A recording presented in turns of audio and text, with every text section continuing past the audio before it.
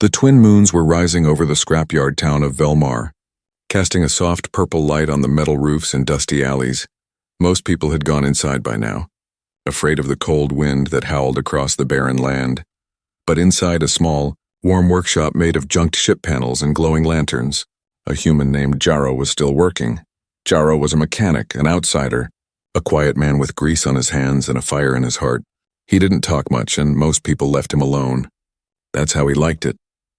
Tonight he was fixing a broken generator when he heard a strange sound outside. Not metal, not a machine. It sounded like a soft dragging sound. Like something or someone was limping across the gravel. Curious, Jarro stood and opened the heavy door. The cold air rushed in, but that wasn't what made him freeze. There, in the dim light of his workshop, stood a small alien girl. Her skin was pale blue, thin like paper, and her eyes were large, glowing with fear. One of her legs was twisted at an odd angle, and she leaned on a broken stick for support. Her clothes were torn and her feet were bare. Jarro didn't say a word. He slowly moved aside, holding the door open. The girl didn't speak either, but after a moment she stepped inside, dragging her bad leg behind her. She looked hungry, cold, and ready to collapse. Jarro motioned for her to sit on a worn-out chair by the heater. She obeyed without a sound. Her fingers trembled as she clutched the stick like it was the only thing keeping her alive. He poured her a cup of warm broth and handed it to her. She looked at the cup, then at him, then back at the cup. Slowly she took a sip. Her eyes widened at the warmth. "The taste and the kindness. You hurt your leg," Jarro finally said in a quiet voice. "Let me help." The girl looked down, shook her head, and whispered something in a language he barely understood. But the message was clear. She was afraid. Afraid of punishment, of being seen, of being weak still. Jarro gently knelt beside her and examined the makeshift stick. It wasn't even straight, just a bent pipe with fabric tied around it. He stood up, walked to his workbench, and began to build. He didn't ask for her name. He didn't ask where she came from. All he did was measure her height, her weight, and the shape of her leg. He used scrap metal, soft padding, and adjustable hinges. After nearly 2 hours, he returned with something new in his hands. A crutch, but not just any crutch. It was sturdy, light, and fit for her exact size. He gently took her old stick away and placed the new crutch under her arm. "Try," he said softly. The girl looked at him, unsure. But slowly she stood. She wobbled at first, then took one step, then another. Her eyes grew wider, her lips trembling. Not from pain this time, but from something else, hope. She walked across the workshop, slow but steady, and turned to face him. Her voice came out small, broken. "Thank you." That was all she said before the tears came, silent and heavy. Jarro didn't speak. He simply handed her a clean blanket and motioned toward the corner cot. She curled up and fell asleep quickly, like someone who hadn't felt safe in a long time. But outside, beyond the scrap wall and rusty gate, someone else had seen her enter the human shop, someone with armor, a communicator, and cold orders to follow. The next morning, Jarro was making tea when the door slammed open. 6 soldiers stormed in with shotguns raised. Their leader, a tall alien with black armor and golden eyes, stepped forward. "Human," the commander barked. "You are under arrest by order of the Emperor." Jarro stood still, his hands open. "For what?" he asked calmly. The soldier stepped aside, revealing a floating screen with a royal seal. A deep voice played from it, calm, cold, and final. "This man has laid hands on forbidden blood," the voice said. "He has interfered with Imperial property." Jarro's eyes widened.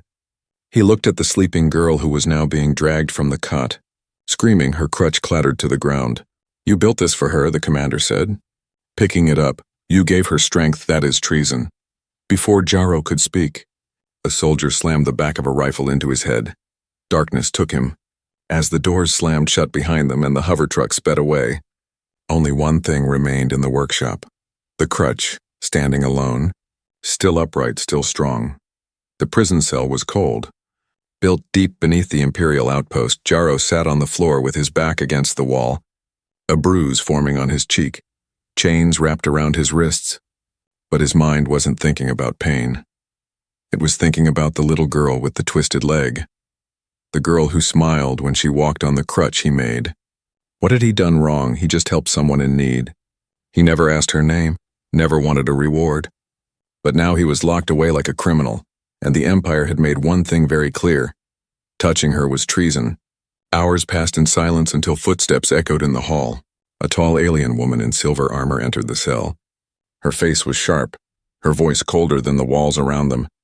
"You built a crutch," she said. Jarrow nodded. "Yes, for a child marked as defective," she continued. "A child who was never meant to be seen." Jarrow's eyes narrowed. "She was suffering," he replied. "That's all I saw." The guard stared at him for a moment, then turned her back. "The Emperor doesn't allow weakness in his bloodline," she said. "The girl is his, born with a flaw hidden from the public since birth." Jarrow's heart sank. "She's his daughter."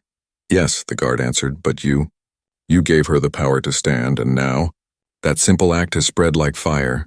She stepped aside, and a floating screen lit up in front of Jarrow. It showed footage from the lower districts, aliens wearing mismatched shoes, broken citizens walking proudly with homemade crutches, even children chanting a new phrase. "We can stand too." "It started with you," she said quietly. "One act of kindness, one piece of metal." Jarrow watched the screen, feeling both proud and afraid. "So what now?" he asked. "You going to execute me for helping a child?" The guard didn't answer. Instead, she turned to the wall and whispered something in her communicator. Moments later, the screen changed to show the Emperor himself, seated on his golden throne.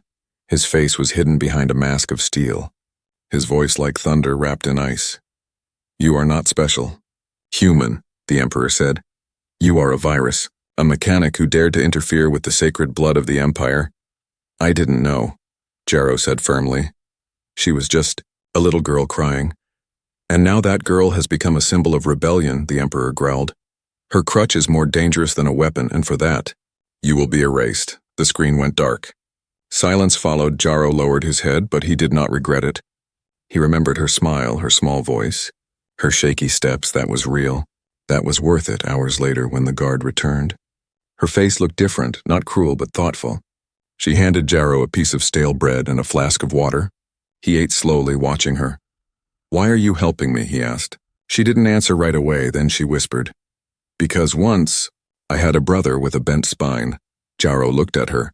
Surprised, "The Emperor burned him alive," she said, her voice shaking. "Said it was to purify the line." A pause. "That's when I stopped believing." Jarrow nodded slowly. "Then help me," he said. "Help her." The guard turned to the door, her hand resting on the key panel. "They've taken her to a secret location," she said. "Even I don't know where." Jarrow stood up, his chains clinking. "Then let me go," he said. "Let me try to find her." "If I do that," she whispered, "they'll kill me." "If you don't," Jarrow replied, "they'll kill her." For a long moment nothing happened, then the door unlocked. She didn't look at him as she handed over a cloak and an old ID badge. "Use this to blend in," she said. "Follow the pipes to the sewer exit, head toward the slums. That's where the whispers are loudest." Jarrow wrapped the cloak around him and stepped out of the cell. His body ached, but his heart burned stronger than ever. "Wait," she said before he left. "One more thing." She reached into her armor and handed him something wrapped in cloth. Jarrow opened it and saw a small bent piece of metal. The original crutch. The one she had used before he built her the new one. "I found it in your shop," she said. She held onto it until they dragged her away. Jarrow clenched the metal in his hand. "Then I'll carry it now," he said, "until I find her again." And with that, he disappeared into the tunnels below. In the distance, the Empire celebrated control, but deep beneath its feet, the crutch had begun a quiet war. The lower districts of Velmar were waking up, but not with the sound of alarms or factory horns, no. This morning started with whispers. A new symbol had spread overnight, faster than any patrol could erase. It wasn't a weapon, not a slogan, not even a face. It was a drawing, simple lines of metal, a crutch. On walls, on the backs of jackets, scratched into old doors and dirt-covered floors. The image was everywhere, and beneath each one, a short phrase in broken letters. "Even the broken can stand." In the slums, workers walked differently now. Some limped on purpose. Others wore mismatched shoes. One tall alien wrapped scrap around her leg to mimic the crutch, not because she was hurt, but because it made her feel strong. The children, the sick, the ignored, they smiled for once. No one had seen the human mechanic since the soldiers took him, but his act had become legend. His crutch had started a quiet storm, and the Empire had noticed far above the districts. In the towering Imperial citadel, the Emperor sat in silence. Around him were generals, governors, and masked advisors, each one nervous, their voices low, their eyes avoiding the throne. "The infection spreads," one general said. "They wear the crutch like a badge. Some even refuse to work until the one who helped the broken is freed," another added. "We've tried to remove the symbols, but they reappear by morning. We burn their clothes. They draw on walls, we beat the children, and they still chant the words." The Emperor clenched his metal fist. The sound echoed through the golden chamber like thunder. "What about the child?" he asked. No one answered at first. Then a woman in green armor stepped forward, her voice steady. She escaped the secondary holding facility. A pause. She had help. The Emperor stood slowly. "Then burn the district," he said coldly. "Cripple the workers, execute the storytellers, cut off the food lines until the people remember their place." But even as he gave the order, a new message arrived on a glowing tablet. It was a video, shaking and blurry, but the sound was clear. A child's voice, soft but brave. "He gave me legs to stand, not just to walk, but to be seen. If kindness is a crime, then let the whole world be guilty." The Emperor crushed the screen in his hand. Sparks flew. "Find the human," he growled, "and make him suffer in front of the crowd." Meanwhile, in the winding alleys below, Jaro had returned. He wore a hood and walked with a limp, blending in with the poor and broken. No one shouted his name, but their eyes lit up when they saw him. A silent nod here, a whispered thanks there. It was enough. He found shelter in an old storage unit behind a noodle stall. The female guard, her name was Kale, had been helping him in secret. She brought news, food, and maps of the tunnels each day. The city grew louder with his story, though he said nothing. "They think you're dead," Kale said one night, sitting beside a flickering heater. "They think the crutch was your last message." "It wasn't," Jaro replied. "It was just the first." Kale looked at him. "You're not a soldier," she said. "You're not a fighter." "I'm a builder," Jaro said. "And now, I'm building something they can't crush." Far across the district, in an abandoned temple turned into a safe haven, the lame alien child, Luma, sat surrounded by others like her. Kids with missing limbs, burned skin, crooked backs, and tired eyes, but none of them looked sad. Luma stood in front of them, balancing on her crutch, and held up a metal shard. "We're not trash," she said. "We're not mistakes." One child clapped, then another soon. The old stone room echoed with cheers and laughter. They had nothing, but they had hope that night. Luma took out a piece of charcoal and drew something on the temple wall. It was a picture of Jaro, not his face, but his hands holding a crutch, steady and gentle. The next morning, the Empire sent more soldiers, this time, with orders to capture any child wearing a crutch. Posters were torn down, food rations cut off. People were dragged into the streets. But they didn't fight back. They stood, thousands of them. Old, young, broken, and sick, all standing in silence with bent sticks, scrap pipes or wooden rods under their arms. Their crutches were their protest, and the streets turned into rivers of quiet resistance. The soldiers aimed their guns, but their hands shook. No one moved. Until one child, just 5 years old, walked up to a soldier and said, "If helping someone like me is wrong, then be right and shoot me now." The soldier lowered his gun and walked away. The Emperor received the report with fury, but as he read, his mask cracked. Not from weakness, but fear, because somewhere in his perfect empire, a human had built more than a crutch. He had built a movement, and now it was standing. The temple was silent before sunrise. Only the sound of wind whistling through broken windows and the soft scratch of charcoal on stone filled the air. Luma was awake before the others. Her small hand moved across the wall, drawing another crutch, this one surrounded by stars. She didn't know if the human who helped her was still alive, but she believed he was. Something inside her refused to let go of that hope. Around her, broken children began to stir. Some coughed, some groaned, some smiled at her and whispered, "Morning, Sister Luma." They called her sister now, even though they weren't born together. They felt like they were, tied by pain, and now by something stronger, purpose. Today, they wouldn't hide. They would stand in front of the temple, their broken limbs covered in cloth and pride, their sticks held like torches. Not for war, but for truth. Luma stepped out first. Her foot still dragged a little, but her crutch made her strong. The early light painted her face gold, and she looked like something out of a legend. Soon dozens of kids followed her. all broken in some way but walking like warriors. They stood in front of the temple gates as curious faces appeared in nearby windows. No words were spoken, just the sound of sticks tapping the ground.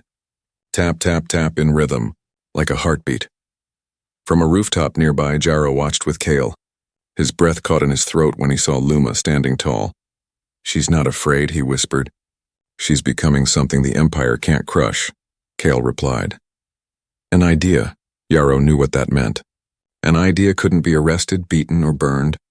It could spread without sound, without shape. But it needed one thing to survive, a spark. Later that day, a patrol of Imperial enforcers arrived at the temple. They marched in with rifles raised and cold orders. "Dismantle this gathering." The children didn't run. Luma stepped forward, her chin up, her crutch firm beneath her arm. She looked at the commander. A towering alien with a scar across his face. "You want to arrest us?" she asked. "For standing." The commander hesitated. His eyes scanned the crowd, not just children now, but adults too, poor workers, old mothers. Even limping elders had joined them. Each one held something, stick, pipe, broom handle, anything that looked like a crutch. The silence was heavier than fear. "I was told to bring you in," the commander said to Luma. "But I'm not going to drag a child through the mud for standing on her own." He turned away, and one by one his soldiers followed. That night, the Empire held an emergency meeting. The Emperor was not pleased. "They disobeyed," he hissed. And our own men walked away. One advisor suggested using airstrikes to level the temple. Another said they should poison the district's water supply. But a voice rose above them all, calm and cold. "Or, we could use her, turn her into our puppet. Make her say it was all a lie." The Emperor leaned forward. "And who will do that?" "I will," said the silver-armored woman, Kyle, standing now in disguise, playing a double role. In the underground, Jarrow fixed broken heaters, repaired pipes, and handed out bread. He didn't want thanks, he didn't want fame. He just wanted to build things that helped people stand. He thought of his own past, how his brother died in a mining collapse because no one gave him a safety harness, how his parents were too poor to pay for medicine, how his planet was forgotten like trash, and how he swore he'd never let anyone around him feel that small again. So he built and fixed and helped. Until the name Jarrow the Builder meant more than just human mechanic, it meant hope. Luma, however, was starting to feel something she hadn't felt before. Pressure. Everyone looked at her like a leader. They expected her to speak, to act, to guide. But she was still a child, still afraid of the dark, still cried when she was alone. One night she sat in front of the temple, staring at the stars. "I'm not ready," she whispered. "I'm just broken." A small hand touched hers. A tiny boy with no arms sat beside her, smiling. "We're all broken," he said. "But we stand because you stood first." Her eyes filled with tears. "What if I fall? Then we'll help you back up," he said simply. And just like that, she smiled again. But somewhere deep inside the Empire, a plan was forming. The next time they tried to reach Luma, it wouldn't be with guns, it would be with a lie. A soft voice, a sweet promise, and a chain disguised as kindness. Because when the sword fails, the Empire sends the mask. And this time it wore Kale's face. The morning sky burned orange as a dry wind blew through the cracked streets of Velmar. Dust danced in the air like old ghosts, but the people weren't afraid anymore. They were gathering, not running, standing, not hiding. In every corner of the broken district, they came limping out of their homes. Men with twisted legs, women with missing arms, children with one eye or no voice. Each of them walked with something beneath their arm. A crutch, a cane, even wooden spoons tied to broom handles. It was not a protest, it was a march. At the front stood Luma, no longer just a small alien girl with a broken leg. She now wore a scarf around her head and paint on her cheek. 3 simple lines like a walking stick. Her eyes looked forward with courage she didn't know she had months ago. Beside her was the little boy with no arms, a smile on his face as he balanced with his friend's help. Behind them came elders, orphans, ex-soldiers forgotten by their own commanders. And somewhere in the crowd, walking quietly under a faded hood, was Jarrow. His eyes were on Luma, but his ears were everywhere, listening for trouble. For soldiers, for betrayal as they marched. People came out from windows, from rooftops. From dark alleys, some joined, others just watched with wide eyes. Some clapped slowly, others wept silently. One elderly man whispered, They called us useless, and his neighbor replied, "But now we're leading." The crutch wasn't just a tool now. It had become a flag, a voice, a weapon without blood. News of the march reached the Imperial palace faster than wind. The Emperor stared at the moving sea of broken bodies with disgust. His eyes narrowed at the image of Luma standing proud, her crutch raised high like a sword. "They dare to mock my rule," he growled. "They dare to walk without permission." His advisors trembled. One spoke up. "Shall we send the flame ships?" Another said, "Poison the water." But one general dared to offer something different. "My lord," he said, "what if we watch instead? Let them walk. Let them show the galaxy what weakness looks like. They'll embarrass themselves." The Emperor leaned back in his throne, then slowly nodded. "Yes," he said. "Let the worms crawl, and when they reach the gates, crush them beneath my boots. Back on the ground." The march reached a checkpoint, a metal gate guarded by 6 armed soldiers. The crowd stopped, silent, tense, waiting. Luma stepped forward and lifted her crutch. "We don't want war," she said. "We just want to be seen." The commander looked at her, confused. Then at the thousands standing behind her, silent, bruised, unarmed, but united. A long moment passed. Then one of the soldiers lowered his gun and opened the gate. The crowd began moving again, slowly, with quiet gasps of disbelief, one step at a time, toward the heart of the capital, toward the Emperor's shadow. In a hidden hallway beneath the palace, Kale removed her silver armor and stared at herself in the mirror. Half soldier, half traitor. Her orders were clear. Find Luma, gain her trust, and deliver her into the Emperor's hands. But something in her chest had changed. A warmth that returned every time she thought of her younger brother. The boy the Empire called defective. The boy who once hugged her and said, "Even if I can't walk, I can still smile." She had watched him burn. Now she watched Luma stand, and it was breaking something inside her. As the crowd moved deeper into the city, more people joined, not just the broken, but shopkeepers, old miners, quiet rebels, even a few soldiers in disguise. One limped with a fake crutch just to march beside his sick mother. Another carried a rusted helmet with flowers inside it. They didn't shout, they didn't scream, they simply marched. And it scared the Empire more than 1,000 guns at the palace wall. The gates were already locked behind them. Soldiers in black armor stood ready, guns charged, eyes blank, but then something unexpected happened. Luma walked forward and didn't stop at the gate. She walked right up to it and sat down, her crutch laid beside her. She said nothing. The others followed. Hundreds sat down, legs crossed, backs straight. Crutches in their laps, they said nothing. But their silence shook the stone more than screams ever could. From the top tower, the Emperor watched, his face hidden behind his gold mask. He turned to his guards. "Ready the fire," he ordered. "Let them burn." Back in the crowd, Jaro moved closer to Luma. He whispered, "If they open fire, run." She shook her head slowly. "If I run, the others will too. And this ends here." Jaro looked at her, heart heavy. "You're just a child." "No," she whispered. "I'm a spark." And then she stood up, crutch in hand, face toward the sky, waiting, daring the Empire to crush them. Because in that moment she was not alone, and neither was anyone else. Thunder rolled in the sky above the capital.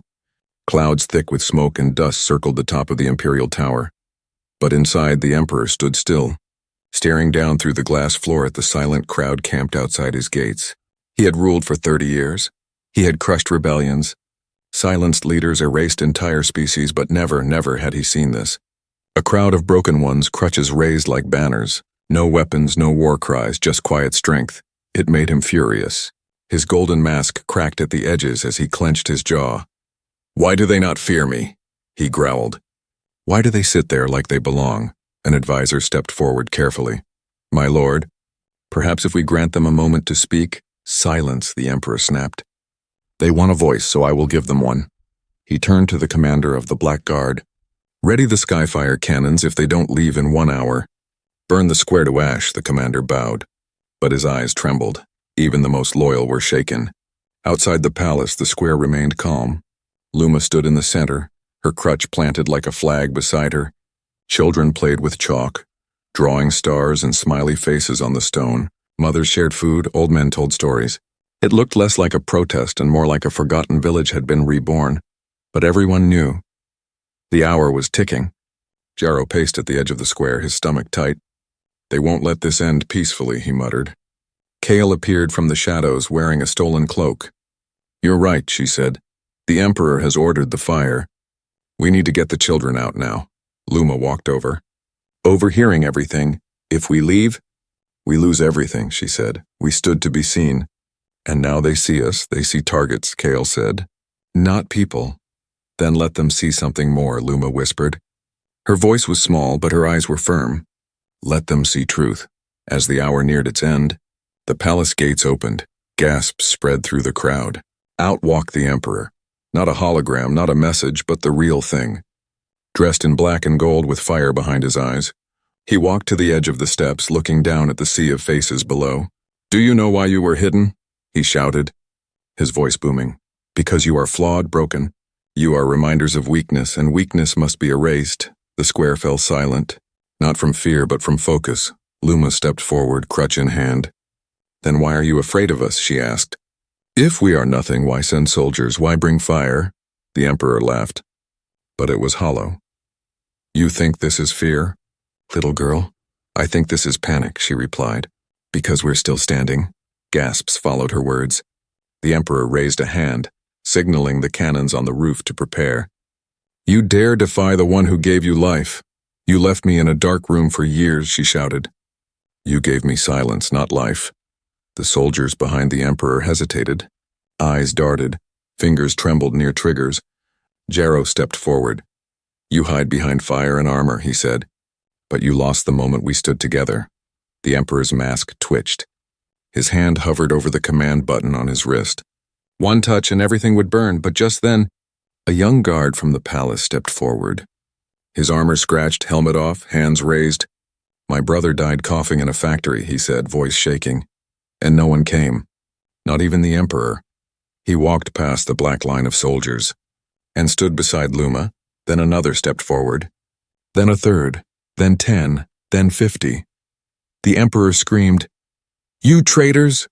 You think broken bones can build a throne?" Kale stepped beside Jarrow, pulling back her hood. "No," she said. "But broken hearts can tear it down." The crowd erupted, not with violence but with song. Simple humming at first. Low and slow, then voices joined in, soft and strange. A melody born in pain but lifted by hope. The soldiers didn't fire, the skyfire cannons didn't move. And the Emperor's hand shook for the first time in years. He backed away, his mask cracking further, voice dry. This is not order." Luma raised her crutch. "No," she said. "This is family." That night, the Emperor locked himself inside his golden tower. Windows sealed, shadows long. His empire had not fallen yet. But something inside it had cracked. Because once a throne is touched by mercy, it can never rule the same again. In the square, Luma curled beside a fire, surrounded by children who now laughed. Her crutch rested beside her like a sword laid to rest after battle. Jarrow sat nearby, fixing a broken toy with careful hands. Kale stood watch, still wearing her armor. But with the Empire's crest ripped off, they were still afraid of tomorrow. But for once they had survived today, together, still standing. A soft morning fog rolled over the capital square. Smoke from broken lanterns mixed with the scent of fresh bread. Crutches leaned against stones. Makeshift tents and benches. The people had not moved. Not after the Emperor's retreat. Not after the soldiers laid down their weapons. They were still there, still waiting, still standing. Jarrow woke early as always, his hands were black with oil, fixing a broken kettle someone had found in a trash pile. He looked around and saw something he never thought possible. Smiles. Real ones, from people who had nothing yesterday. Kale sat near the edge of the square, her armor cleaned but stripped of all rank. Her eyes never stopped watching the rooftops, but her shoulders had relaxed for the first time in years. She wasn't guarding power, she was guarding people and Luma.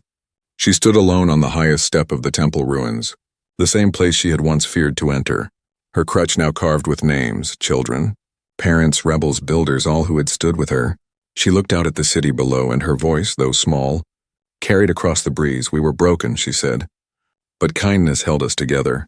People turned to listen, quiet, respectful. "One man gave me something no one else ever did," she continued. "Not power, not escape, just a crutch." The crowd stayed still. "That crutch," she said, tapping it once on the stone, "lifted me up, and now all of you have lifted each other." She looked at Jarrow. her eyes shining. He didn't come to fight. Jaro stood slowly. Unsure he came to fix, she smiled. And because of that, the empire cracked. Across the city, the cracks were real. Graffiti covered the walls of factories. Not in hate, but in hope.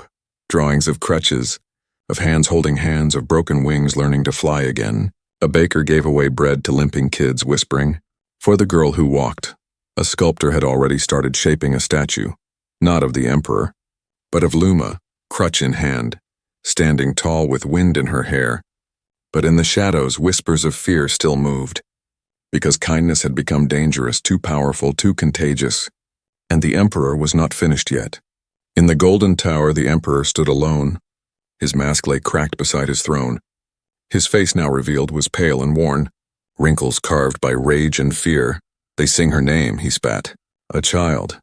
They wear crutches like medals," he muttered, pacing the floor. "They cheer for weakness. They call it strength." An old general stepped forward. "Unsure, they are not soldiers, my lord. They are something else now." "Then make them soldiers," the emperor snapped. "Draft them, enslave them, chain them if you must." But the general hesitated. "Your army won't fight them." "Not anymore." The emperor turned slowly, eyes burning. "Then I will raise a new army." "From where?" the general asked quietly. "Who will follow you now?" Silence. Then the general bowed slowly. "Forgive me." He removed his pin of rank and walked away. Back in the square, Jaro walked to Luma, placing a small box in her hand. She opened it and gasped. Inside was a new crutch, hand-carved, polished, beautiful. "But I already have one," she said. "This one," Jaro said, "is for tomorrow." She hugged him without a word, nearby. Kale received a message through a dusty communicator. Her eyes narrowed. "The Emperor is preparing to strike," she said softly. "Not here, but in the outer systems. He's afraid of what this hope might do if it spreads." Jaro looked around, then looked back at her. "Then we send it faster." "How?" she asked. "With crutches," he smiled, "and kindness." That afternoon, something strange happened. A child from another city arrived, dragging a stick as a crutch. She had heard the story, then another, then 5 more within days. Dozens of children and adults came from all corners of the galaxy. Some walked, others crawled, but all came to find the ones who taught the broken to rise. Velmar became more than a city. It became a symbol, and in time, it became a movement. The Emperor sent agents, but they were met with open arms, with warm bread and clean blankets, and something far more dangerous than any weapon: forgiveness. Some agents never returned. Others joined the crowd, not all at once, but enough. Years passed and the throne grew dusty, not because someone took it by force, but because no one knelt to it anymore. They knelt only to help others stand. And the war that followed was not with guns or fire. It was a war of kindness, of builders and healers and broken ones who refused to stay down.